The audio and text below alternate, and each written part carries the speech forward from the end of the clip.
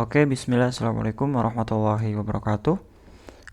Kembali lagi bersama saya, Muhammad Rifal. Pada kesempatan video kali ini, kita akan sama-sama belajar bagaimana membuat sebuah fragment untuk home dan user. Nah, di video kali ini adalah video lanjutan dari video sebelumnya, yaitu membuat login dan regis yang terintegrasi dengan Firebase. Nah, pada kesempatan kali ini kita akan belajar bagaimana membuat sebuah tampilan user dan juga home, yang dimana di dalam user ini nanti dia akan membawa data nama dan email yang telah didaftarkan ke dalam Firebase. Jadi ketika telah daftar akun, nanti nama dan emailnya itu akan ditampilkan seperti itu. Nah, kemudian selanjutnya teman-teman bisa buka dulu untuk Firebase-nya. Nah, buka Chrome-nya dulu. Kita buka Firebase, firebase.com. Kemudian kita bisa klik yang di sini ada tulisan Go to Console. Nah, di sini kita masuk ke project kita yang telah kita buat sebelumnya. Kemarin adalah tutorial strip Firebase. Nah, di sini kita bisa lihat di authentication. Di sini akan menyimpan email dan juga password ketika kemarin daftar. Nah, kemudian selanjutnya teman-teman bisa buka Android Studio-nya dan kita bisa buka project yang telah kita buat sebelumnya. Nama projectnya adalah tutorial Firebase. Nah, di sini saya sudah membukanya. Nah, nanti kita akan membuat seperti ini. Kita akan membuat tampilan home dan user ketika berhasil login. Nanti dia akan dibawa ke halaman home dan juga ada user di sini nanti akan menampilkan email yang sedang login seperti itu. Oke, kita tutup dulu di sini. Nah, apa saja sih yang dibutuhkan untuk itu? Pertama-tama teman-teman bisa buat sebuah package baru di sini di dalam sini di dalam package utama kita. Kemudian klik kanan, di sini klik new dan pilih yang package. Nah, di situ kita buat namanya adalah fragment yang pertama. Kemudian untuk isinya adalah yang pertama adalah kita akan membuat sebuah fragment. Caranya itu adalah dengan masuk ke folder fragment, kemudian klik kanan, kemudian klik new. Di sini kita pilih yang fragment. Nah, di sini pilih yang fragment blank.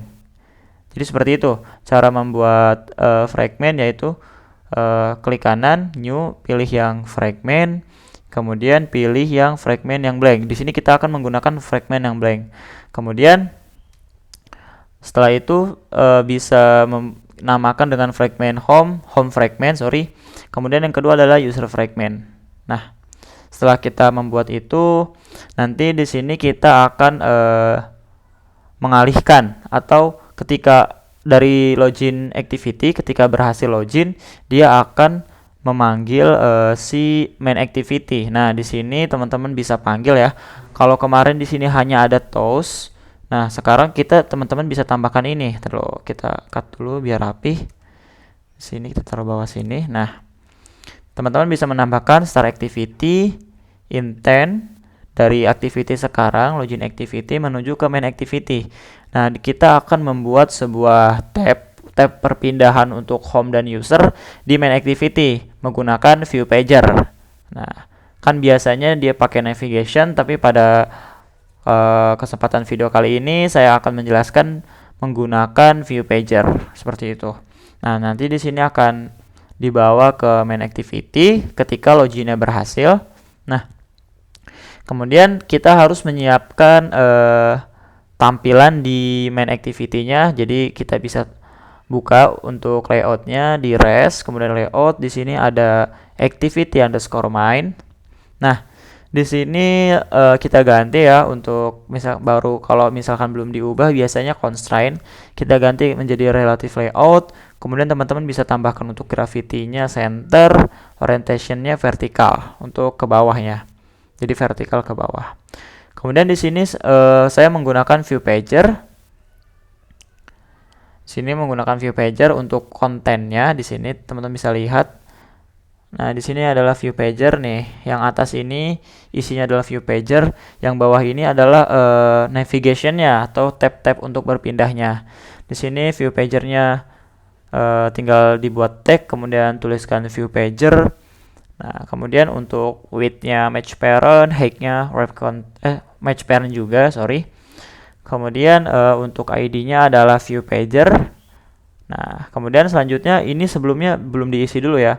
Kemudian kita membuat sebuah app bar, material app bar layout. Nah, ini default bawaan. Untuk width-nya match parent, untuk height-nya wrap content. Kemudian ID-nya adalah app bar layout di sini. Kemudian untuk parent bottom ini fungsinya agar si app bar ini untuk si tab home dan user ini ada di paling bawah. Jadi memakai layout elegant parent bottom. Nah, itu adalah true isinya.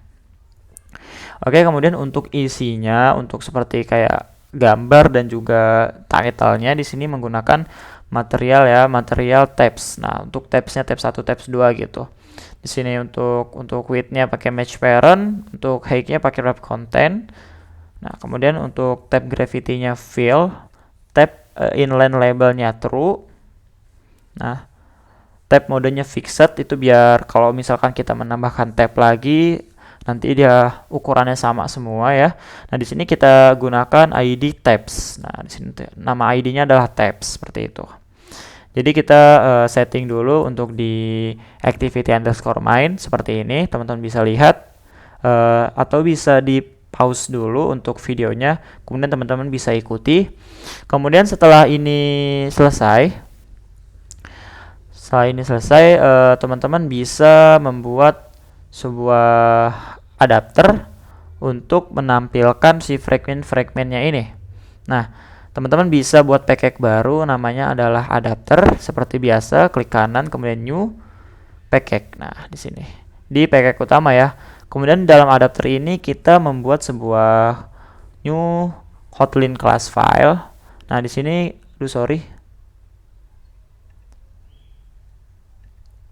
Nah, di sini namanya adalah view pager adapter. Nah, dan untuk isinya seperti ini. View pager adapter. Nah, di sini kita membuat sebuah construct. Nah, kita buat construct setelah view pager adapter menggunakan support fragment manager. Kemudian dia ini tipenya adalah fragment manager. Nah, tipenya adalah fragment manager karena kita akan menampilkan fragment home dan fragment user. Nah, kemudian di sini titik 2 setelah construct kemudian kita panggil fragment pager adapter. Nah, di sini adalah view pager adapter ya. Kita panggil fragment pager adapter. Nah, kemudian kita panggil lagi untuk support fragment manager. Nah, kita panggil seperti ini. Nanti di sini akan terjadi merah. Nah, di sini ada merah. Kemudian teman-teman bisa klik Alt Enter atau untuk pengguna Mac bisa menggunakan Option Enter. Nanti akan muncul untuk yang defaultnya adalah get count dan juga ini get item. Nah, kemudian teman-teman pertama-tama bisa menambahkan sebuah variabel public di sini private vol. Di sini saya menggunakan nama fragment list untuk menampilkan list-list dari fragment list, array list, fragment. Jadi di sini fungsinya adalah untuk memanggil fragment-fragment yang ada. Misalkan kita membuat banyak fragment, home user dan lain-lain. Nah, nanti akan ditampung di sini untuk fragment list. Kemudian di sini untuk fragment title list. Nah, fragment title list ini adalah seperti untuk namanya. Ketika tabnya ini diklik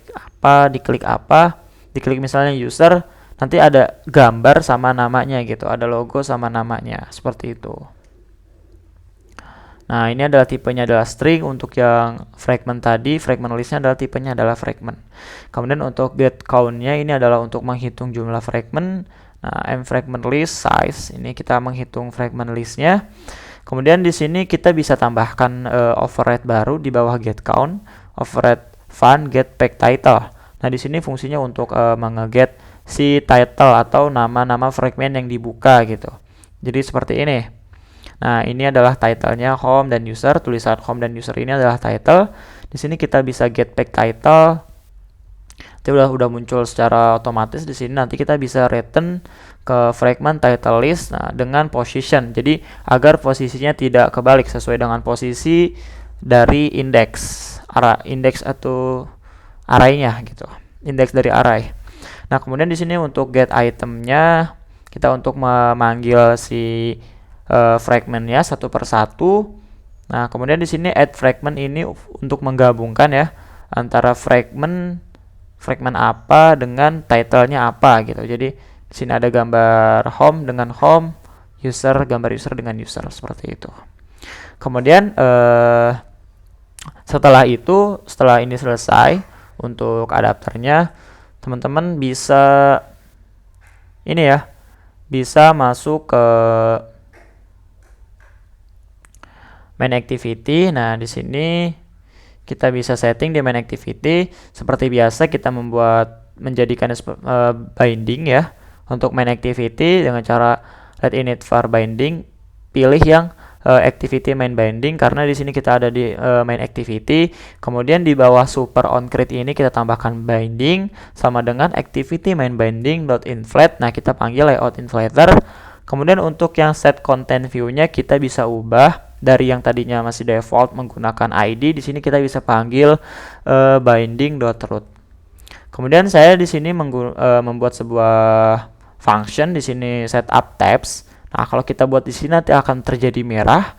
Kemudian kita bisa untuk Windows menggunakan Alt Enter atau Mac menggunakan Option Enter. Nanti akan terbuat sebuah private fund baru di sini setup tabs. Nah, kemudian untuk isinya di sini pertama kita membuat sebuah adapter, variabel adapter. Nah, yang dipanggil adalah view pager adapter yang telah kita buat tadi.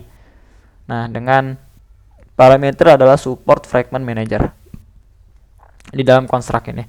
Kemudian di sini adapter add fragment. Di sini yang pertama adalah kita memanggil home fragment. Kemudian untuk title-nya tadi kan kita telah setting di sini. Untuk fragment kemudian dia akan meminta title di sini. Ya. Nah, di sini tadi di mana ya? Main activity. Nah, di sini untuk home itu adalah home title-nya. Untuk yang user adalah user title-nya, seperti itu. Kemudian kita bisa panggil di sini binding view pager adapter. Nah, karena di sini kita menggunakan view pager tadi ya. Nah, di sini nih kalau kita control klik kita akan masuk ke sini. View pager ini untuk tampilannya atau isi kontennya. Nah, view pager adapter. Oke, dia akan menampilkan fragment by view pager. Kemudian di sini binding tabs. Nanti ketika tabsnya ini diklik dia akan menampilkan sesuai dengan isi dari view pager. Jadi misalkan nanti di view pager ini berbeda-beda ya. View pager ini isinya nih. Di sini di view pager ini isinya adalah bisa home fragment atau user fragment, seperti itu. Nanti di sini akan ketika tabnya diklik home dia akan menampilkan fragment home. Kemudian ketika klik di user dia akan menampilkan fragment user. Kemudian di bawahnya ada binding.tabs.getTabsAdd. Nah, di sini untuk indeksnya. Jadi untuk array ini indeksnya dari 0. Jadi ketika 0 ini berarti artinya dia memanggil home. Nah, di sini kita sesuai, harus urut. Yang pertama dipanggil adalah home, berarti home ini 0. Kemudian kalau user yang pertama, user ini adalah 0 karena di sini yang pertama adalah home. Kita menggunakan indeks 0 untuk home. Kita di sini juga menyeting untuk iconnya. Nah, untuk iconnya adalah home. Untuk ininya icon di usernya adalah user. Nah, icon ini kita buat secara manual ya, teman-teman. Teman-teman bisa membuat dengan cara di folder res di sini, kemudian klik drawable, kemudian klik kanan di folder drawable, kemudian klik new dan pilih yang vector asset. Nah, terus teman-teman bisa cari di clip art ini untuk apa, misalkan user atau apa sesuka teman-teman. Kemudian setelah itu klik OK. Nah, di sini teman-teman bisa ganti namanya supaya mudah. Tadi kan saya di sini menggunakan home dan user. Nah, di sini saya yang pertama adalah home, kemudian yang kedua adalah user. Kemudian tinggal klik next dan finish. Seperti itu. Jadi cukup mudah ya teman-teman untuk membuat sebuah icon. Nah, Kemudian setelah ini di setting untuk main activity-nya, di setting agar bisa menampilkan fragment by fragment. Kemudian yang pertama adalah kita akan menyeting fragmentnya. Jadi ketika ditampilkan ini si fragment ini akan menampilkan apa. Nah, di sini kita yang pertama adalah home fragment. Di sini nanti untuk tampilannya di sini akan banyak param-param. Nah, teman-teman bisa hapus semuanya dan sisakan yang override fun on create view ini. Nah, yang disisakan hanya ini. Nah, di sini bedanya sama user fragment adalah kalau di sini tidak menggunakan binding. Nah, seperti user fragment, di user fragment di sini kita menggunakan binding, sedangkan di home fragment kita tidak menggunakan binding. Nah, untuk itu kita hanya cukup menampilkan ini saja, karena untuk yang home fragment kita belum ada konten yang akan ditampilkan. Nah, sedangkan di user fragment ini kita akan menampilkan nama, kemudian menampilkan email dari si email yang telah login. Kemudian di sana juga kita akan membuat sebuah button, yaitu button untuk logout seperti itu. Nah, di sini kemudian kita pindah ke user fragment. Nah, di sini adalah untuk backend-nya atau logiknya. Nah, sebelum kita membuat logiknya, kita harus membuat sebuah layout-nya. Jadi kita masuk ke REST, kemudian pilih yang layout. Nah, di sini kita masuk ke fragment underscore user. Nah, di sini kita bisa membuat sebuah layout-nya. Nah, di sini saya akan menampilkan nama dan email. Kemudian ada button logout. Nah, perlu diperhatikan di sini menggunakan constraint layout. Nah, kemudian di dalam constraint layout kita membuat sebuah card view. Fungsinya apa card view ini? Ini adalah agar terlihat lebih bagus ya. Jadi ada cardnya. Kemudian di sini kita bisa tambahkan radiusnya atau shadow seperti itu. Nah, di sini saya menamakannya gdv underscore save untuk card view-nya di sini. Kemudian untuk width-nya pakai match parent, untuk height-nya pakai wrap content. Nah, untuk layout marginnya adalah 22, jadi semuanya 22, kanan kiri atas bawah 22. Corner radiusnya 10. Corner radius itu untuk ininya ya, samping-sampingnya ini biar nggak lancip gitu. Kemudian elevation ini untuk shadow. Nah, di sini agar dia ke tengah, kita bisa kunci dia dengan constraint bottom to top, bottom to top parent, bottom to bottom of parent, terus left to left, right to right. Nah, kita akan kunci agar dia berada di tengah. Nantinya di video selanjutnya kemungkinan kita akan membuat sebuah gambar user di sini. Jadi dia akan berubah, kita akan merubah untuk kunciannya. Untuk sementara kita akan hanya menampilkan data ini. Jadi kita hanya mengunci ini atas ke atas, bawah ke bawah, kanan ke kanan, dan kiri ke kiri. Kemudian di dalam sebuah card, di dalam cardnya kita memanggil sebuah linear layout agar kontennya ini adalah ke bawah gitu. Jadi di linear layout ini kita memerlukan sebuah orientation vertikal agar kontennya ke bawah, untuk kemudian padding agar dia nggak nempel ya sama si cardnya. Di sini paddingnya adalah 22. Kemudian di sini adalah edit text untuk name. Nah, di sini ada name.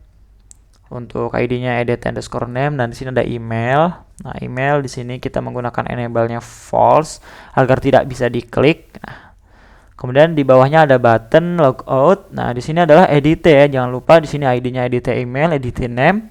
Kemudian di sini kita menambahkan sebuah button logout. Di sini adalah ID-nya btn underscore logout. Nah, jadi seperti itu ya. Cukup simpel, hanya membuat card. Di dalam cardnya kita membuat linear layout. Kemudian kita membuat edit text untuk nama dan email. Kemudian kita menambahkan sebuah tag button untuk membuat logoutnya. Jadi seperti itu.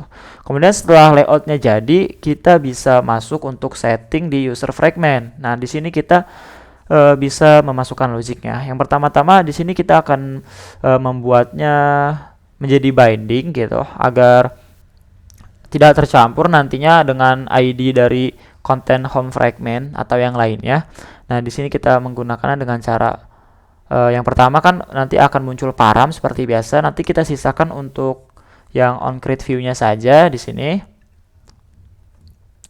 Kemudian setelah itu kita bisa panggil untuk bindingnya private vol binding, ini underscore binding ya. Titik 2 fragment user binding, nullable sama dengan null. Kemudian di sini kita bisa panggil untuk autentikasi Firebase-nya karena kita di sini akan memanggil si email yang tadi, kemudian menggunakan button logout. Nah, kemudian di sini kita bisa panggil private vol binding get binding. Nah, di sini ada underscore-nya ya, underscore binding.